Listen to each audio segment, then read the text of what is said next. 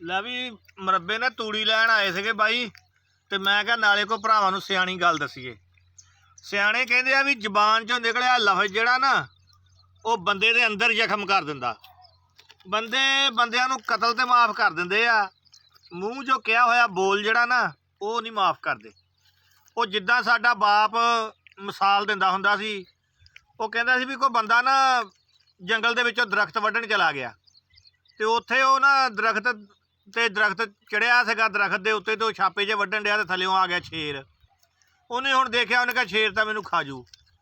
ਤੇ ਉਹ ਥੱਲੇ ਉਤਰਿਆ ਨਾ ਜਦੋਂ, ਤੇ ਉਹ ਸ਼ੇਰ ਉਹਨੂੰ ਕਹਿਣ ਲੱਗਾ ਵੀ ਮੈਂ ਤੈਨੂੰ ਕੁਛ ਨਹੀਂ ਕਹਿਣਾ, ਤੇ ਤੂੰ ਨਾ ਆਪਣਾ ਦਰਖਤ ਇੱਥੋਂ ਵੱਢਣ ਡਿਆ। ਉਦੋਂ ਜਾਨਵਰ ਵੀ ਬੋਲਦੇ ਹੁੰਦੇ ਸੀ, ਮਿਸਾਲ ਹੀ ਆ ਸਿਆਣਿਆਂ ਨੇ ਬਣਾਈ। ਤੇ ਉਹ ਕਹਿਣ ਲੱਗਾ ਵੀ ਮੈਂ ਗਰੀਬ ਆਦਮੀ ਆ, ਤੇ ਇੱਦਾਂ ਨਾ ਤਾਂ ਕਰਕੇ ਨਾ ਇੱਥੋਂ ਵੱਢਦਾ ਵਾਂ ਦਰਖਤ। ਤੇ ਉਹ ਸ਼ੇਰ ਨੇ ਨਾ ਉਹਦੇ ਨਾਲ ਦੋਸਤੀ ਕਰ ਲਈ। ਉਹ ਦੋਸਤੀ ਕਰ ਲਈ, ਤੇ ਉਹਨੇ ਰੋਜ਼ਾਨਾ ਆਉਣਾ ਤੇ ਦਰਖਤ ਵੱਢੀ ਜਾਣੇ ਤੇ ਬਾਲਣ ਬਣਾਈ ਜਾਣਾ, ਤੇ ਸ਼ੇਰ ਨੇ ਉਹਦੇ ਕੋਲ ਖੇਲਦੇ ਫਿਰਨਾ ਤੇ ਬੈਠੇ ਰਹਿਣਾ। ਉਹ ਨਾ ਜਦੋਂ ਉਹਨੇ ਜਾਣਾ, ਉਹਨੇ ਸ਼ੇਰ ਨੂੰ ਕਹਿਣਾ ਵੀ ਮੇਰੇ ਕੋਲ ਕਦੇ ਆਇਆ ਨਾ ਜ਼ਰੂਰ ਗੇੜਾ ਲਾਈ ਯਾਰ, ਜਦੋਂ ਵੀ ਤੇਰਾ ਕਦੇ ਨਾ ਗੇੜਾ ਲੱਗੇ ਤੇ ਮੇਰੇ ਕੋਲ ਜ਼ਰੂਰ ਆਈ ਪਿੰਡ ਨੂੰ। ਉਹ ਅੱਲਾ ਦੀ ਕਰਨੀ ਕਦੇ ਜੰਗਲ 'ਚ ਪਾਣੀ ਆ ਗਿਆ, ਤੇ ਉਹ ਸ਼ੇਰ ਨੇ ਸੋਚਿਆ ਵੀ ਆਪਣਾ ਸੱਜਣ ਬੰਦਾ, ਚਲੋ ਉਹਦੇ ਕੋਲ ਚੱਲਦੇ ਆ। ਉਹ ਉਹਦੇ ਕੋਲ ਚਲਾ ਗਿਆ, ਤੇ ਉਹ ਜਦੋਂ ਗਿਆ ਨਾ, ਤੇ ਉਹ ਇੱਦਾਂ ਕੋਲ ਹੀ ਘਰ ਸੀਗਾ ਤੇ ਨਾਲ ਹੀ ਹਾਤਾ ਸੀ, ਤੇ ਉਹ ਹਾਤੇ ਦੇ ਵਿੱਚ ਬਹਿ ਗਿਆ।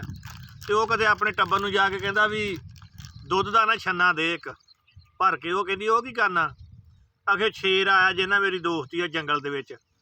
ਤੇ ਉਹ ਅੱਗੇ ਬੁੱਢੀ ਅੱਲਾ ਖੈਰ ਕਰੇ ਚੰਗੀ ਨਸਲੀ ਸੀ, ਉਹ ਕਹਿਣ ਲੱਗੀ ਤੇਰਾ ਤਾਂ ਇਹੀ ਹਾਲ ਰਹਿਣਾ, ਤੇਰੀਆਂ ਤਾਂ ਕੁੱਤਿਆਂ ਬਿੱਲਿਆਂ ਨਾਲ ਯਾਰੀਆਂ।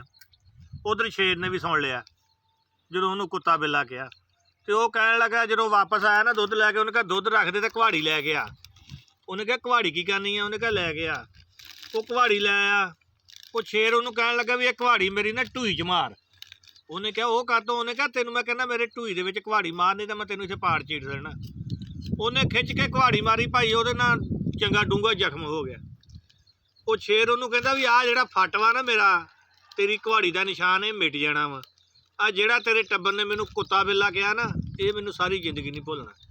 ਇਸ ਕਰਕੇ ਬਾਈ ਜ਼ਬਾਨ ਦੇ ਵਿੱਚੋਂ ਲਫ਼ਜ਼ ਕੱਢਣ ਲੱਗਿਆ ਨਾ 100 ਵਾਰੀ ਸੋਚਿਆ ਕਰੋ, ਤਾਂ ਕਿ ਕਿਸੇ ਦੇ ਨਾ ਤੁਹਾਡੀ ਵਜ੍ਹਾ ਤੋਂ ਦਿਲ ਆਜ਼ਾਰੀ ਨਾ ਹੋਵੇ। ਮਿਹਰਬਾਨੀ, ਸ਼ੁਕਰੀਆ।